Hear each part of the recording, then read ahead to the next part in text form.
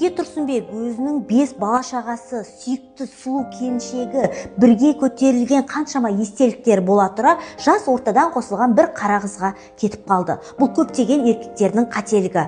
Мысалы, пазл деп алайық. Еркектерге какой-то бір нәрсе өздерінің психикаларына жетпейді. Возможно, ол секс, возможно, ол жылу, возможно, ол внимание или признание. Бірақ ол осы кішкентай ғана бөлшекті басқа елден іздейді, тауып алып, махаббат деген осы екен, маған керегі осы деп, қаншама жылдар бойы жиналған пазлдың целый бөлшегін тастап кет қалады. Ал артқа қарайтын болса, ол кішкентай ғана бір ғана бөлікті табу үшін арттағы бүкіл пазлды жылдар бойы жиналған отбасы бақытын тастағандығына көз жетеді. Әрине көп өкінет, бірақ өкінгеннен пайда жоқ. Сол үшін қолдарыңыздағы бақтарыңызды бірге сонау кезден бастап көтерілген, қастарыңызда да, қиындықта да, жақсылықта да, жамандықта болған әйелдеріңізді бағалаңыздар. Барлық отбасы бақытты болсын. Бұл видеоны жарыңызға жіберіп қоюды ұмытпаңыз.